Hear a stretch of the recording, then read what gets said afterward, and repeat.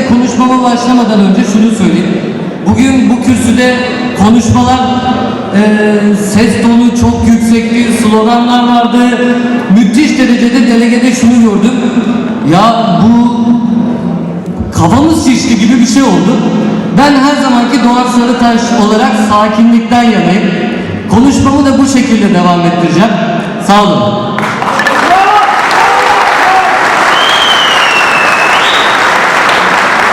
Eyüp Sultan 21 mahallesi 7 köyüyle bize hem kenti hem köyü yaşatan, Eyüp Sultan edebiyattan sanata, müzikten sağlığa, spora, siyasete kadar birçok değeri yetiştiren, Eyüp Sultan Camii'den türbesine, Haliç'e, hamamlardan medreselere, Pesane'den konaklara, Belgrad Ormanı'ndan Ayvalık Beldi'ne ve Pierlotti'ye dek koca bir tarihe, mekana ev sahipliği yapan, Eyüp Sultan horayı, halayı, horonu birlikte oynatan, Eyüp Sultan çocukluğun, gençliğin, bugünün geçtiği ve geleceği için heyecan duyduğum muazzam ilçe. Eyüp Sultan tıpkı bu salondakiler gibi güzel yürekli diğer insanları demokrasiye, özgürlüğe, barışa ve cumhuriyete olan inancını asla kaybetmeyenleri barındıran ilçemiz. Değerli yol arkadaşlarım, sizleri Eyüp Sultan'a olan bağlılığım, sevdam ve hayallerim ile selamlıyorum. Hoş geldiniz.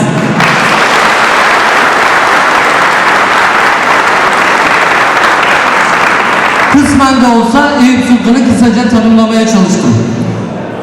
Yolun başındayken Eyüp Sultan'ı bugüne dek hiç olmadığı kadar farklı inceleyiz demiştik ve biz olursak başarırız demiştik. Bundan sonra da bu şiarla tüm anlatacağım noktalara bu konuda değinmek istiyorum.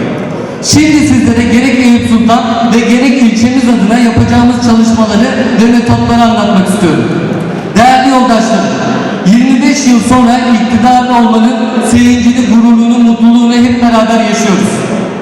Genel Başkanımız Sayın Kemal Kılıçdaroğlu'nun yıllardır altını çizdiği hak, hukuk, adalet kavramı olan özlemiyle, yeni bir başlangıç söylemiyle yola çıkan ve ilerleyen süreçte birçok engellere rağmen, içine düşülen kaygıya ve umutsuzluğa rağmen her şey çok güzel olacak diyen İstanbul Büyükşehir Belediye Başkanımız Ekrem İmamoğlu'nun samimiyetiyle ve mahkeme salonlarında inadına şiir okumaktan vazgeçmeyen İstanbul İl Başkanımız Canan Kaftancıoğlu'nun kararlılığı ile 25 yıl sonra İstanbul'u aldık. Bunu hep beraber başardık. Bununla birlikte ilçemiz Eyüp Sultan'ı çok az bir farkla kaybetmenin üzüntüsünü de hep beraber yaşadık. 2017 yılında gerçekleşen referandumda ilçemiz genelinde yakalamış olduğumuz ivmeyi 2018 genel seçimlerinde ve 2019 yerel seçimlerinde maalesef sağlayamadık. Şimdi baktığımızda çeşitli çevrelerden çeşitli yorumlar yapılıyor. Erken seçim olur mu, baskın seçim olur mu ve benzeri şekilde. Bakın bizim bir kez daha kaybetmeye lüksümüz yok arkadaşlar. Bir kez daha kaybetmeye de tahammülümüz de yok. İşte bu yüzdendir ki adaylık açıklamamda ısrarla vurguladım. Eyüp Sultan'ı bugüne dek hiç olmadığı şekilde farklı inceleyeceğiz dedik. Her an her dakika seçime hazır bir yönetim anlayışımız olacak. Partimizin kıymetli üyeleri. Şimdi sizlere Eyüp Sultan'ı nasıl inceleyeceğimize dair farklı bir takım paylaşımlarda bulunmak istiyorum. Öncelikle şunu ifade etmek isterim. Biz aday olduğumuz makama son derece saygı duyuyoruz. Bu sebeple deyim yerindeyse dersimizi iyi çalışıyoruz. Anket başta olmak üzere çeşitli çalışma yöntemleriyle ilçemizin sorunlarını bilimsel anlamda tespit edip çözümler üretiyoruz. Peki ilçemizin sorunları neler? Önce bu sorunlardan kısa bahsetmek istiyorum. Aktarmadın mı sen daha önce? Paylaşacağım bu bilgileri oldukça dikkatli dinlenmesini istiyorum. Yerel seçimler üzerinden çok kısa bir süre geçti. Bildiğiniz gibi seçim sonraları ilçelerde genelde bir değişiklik olur. Bakın bugün Eyüp Sultan'da belediyeden memnun olmayanların yüzdesi kaç biliyor musunuz? Tam %48. %48'i belediyesinden memnun olmayan bir ilçede yaşıyoruz şu an. İşte biz bu gerçeklerle stratejilerimizi belirliyoruz. Bir başka konu, Eyüp Sultan halkının şikayetçi olduğu konular. Lütfen bu konuyu da dikkatle dinleyelim. Eyüp Sultan halkı en çok hangi konularda şikayetçi? Sıralıyorum. Ulaşım, trafik ve yollar, imar ve tapu, otopark ve altyapı, çöpler ve temizlik, park, yeşil alan yapımı ve çevre düzenlemesi, sokak hayvanlarının bakımı. Saydığımız sadece bu 6 madde. Eyüp Sultan halkının şikayet oranı kaç biliyor musunuz? %76. Bu sorunları hangi mahallelerde, hangi parti seçmenine göre ayırmalarını da yaptık. İşte biz ilçesinin sorunlarını tespit eden, bilen ve çözüm üreten, yönetim anlayışıyla iktidara giden yolun taşlarını döşemeye başladık. Meclis üyelerimiz de ek ve tırnak içerisinde olacağız. Ulaşım ve tapu sorunlarına birinci öncelik sağlayacağız.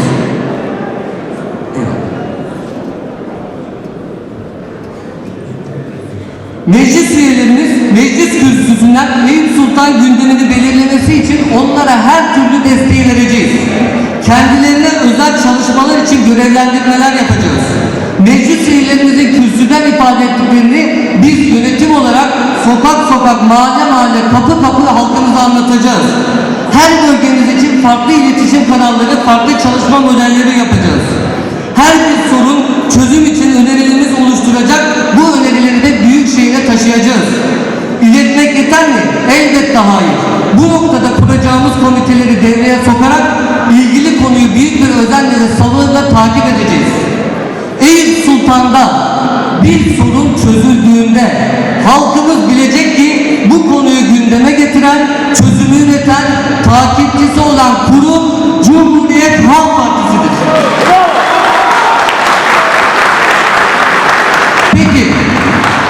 Peki örgütümüzle bu birlikteliği nasıl oluşturacağız? Örgüt olarak tek vücut olup nasıl çalışacağız? Kıymetli yoldaşlarım, bu söyleyeceklerim bir proje değil, bir lütuf da değil. Ama bizim olmazsa olmazlarımız bu ilçenin doğal olarak yapılması gerekenlerdir. Örgüt toplantısı. Örgüt toplantısı arkadaşlar. Örgüt toplantısı için artık kimse tarih sormayacak. Kimse haber de beklemeyecek. Örgüt toplantısı artık yüzeysel, verimsiz, heyecansız da olmayacak. Örgüt toplantısına gelirken eleştiriler bir kulaktan girip bir kulaktan da çıkmayacak. Örgüt toplantısında yapılan eleştiriler alınacak ve yanıtlanacak.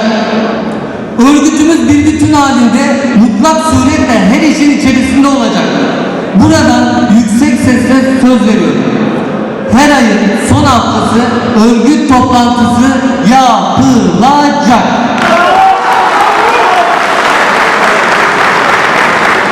Komiteleri hayata geçireceğiz.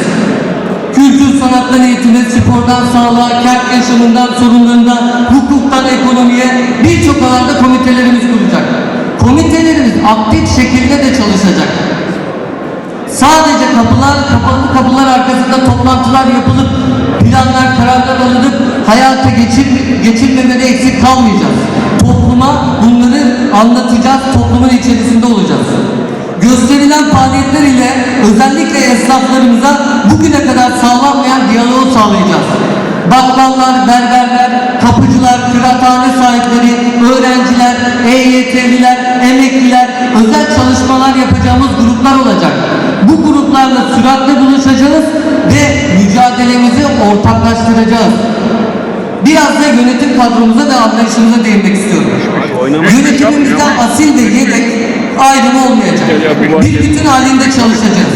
Her bir yönetim kurulu arkadaşım toplantılara devamlılık ve disiplin içerisinde çalışacaklar.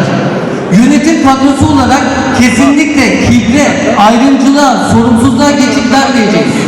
Bu örgüt içerisinde hoşgörüyü, sevgiyi ve en önemlisi saygıyı hakim kılacağız. Yapacağımız tüm çalışmalarda konuşmaktan çok dinleyeceğiz. Hiçbir işi oldu bittiye getirmeyeceğiz. Burada aynı amaç uğruna birlikte yarıştığım aday arkadaşlarımla birlikte projeler üreteceğiz. saygıdeğer örgüt emekçileri ve kıymetli misafirler. Bizim dönemimizde üzerinde en çok duracağımız konulardan bir tanesi de ilçe binamız olacak. İlçe binamız İstanbul'da iktidar olmuş bir partiye yakışacak işlevsinde donanımda olması gerekiyor. Bunun için de göreve gelir gelmez genel merkezimiz, il başkanlığımız ve örgütümüzle ortak bir konsensüs sağlayıp ilçemizi Eyüp Sultan'da en görünür yere taşımak için mücadelemizi yapacağız. Sevgili gençler,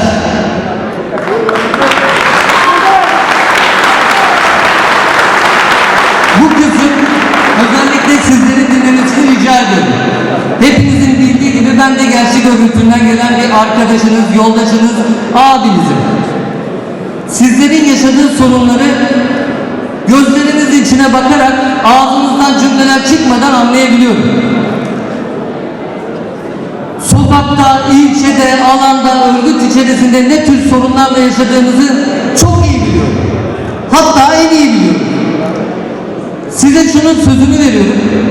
Yapamayacağımız, aşamayacağımız hiçbir sorunumuz olmayacak. Çünkü en çok sizi dinleyeceğim, en çok size destek olacağım, en çok sizin için çalışacağım. Çünkü siz bu partinin geleceğisiniz.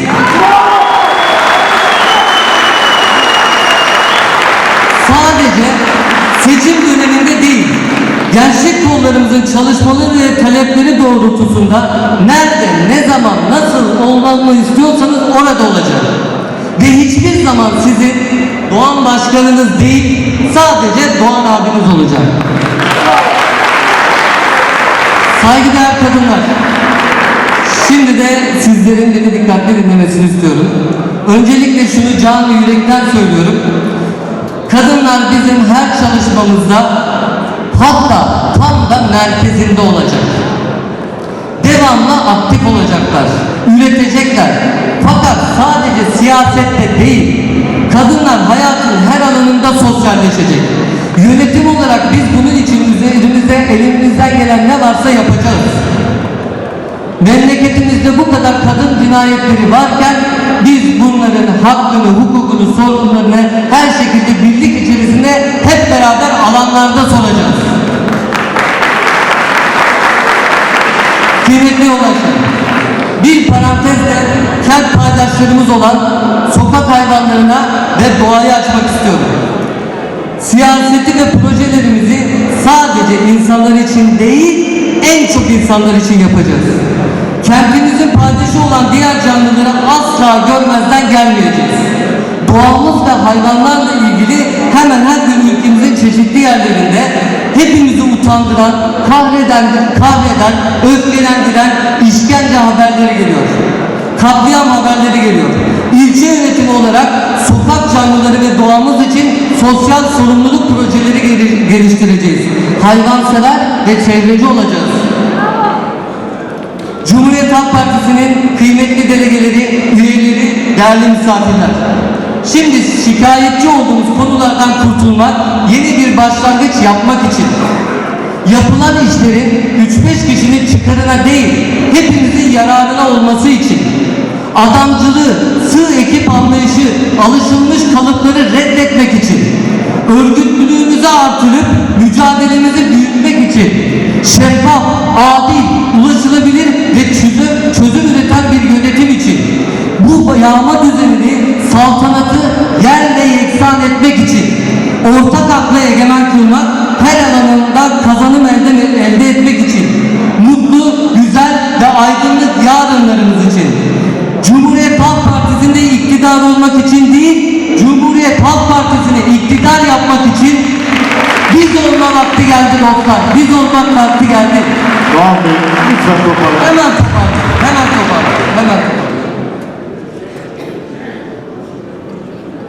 O zaman son kısma geldim. Haziran 2013. Büyük Gezi Parkı direnişi günleri. İstanbul Ok Meydanı'nda gencecik bir çocuk başından gaz fişeğiyle vuruluyor. Aylarca yoğun bakımda kaldı. Biz onun uzun da olsa bir umut uykusunu diliyorduk. Ama bedeni 269 gün direnebildi. Bu uzun uykunun altında bir ölüm uykusu olduğunu anladık. 16 yaşını görmeden de aramızdan ayrıldı. Bugün 5 Ocak, Berke'nin doğum günü.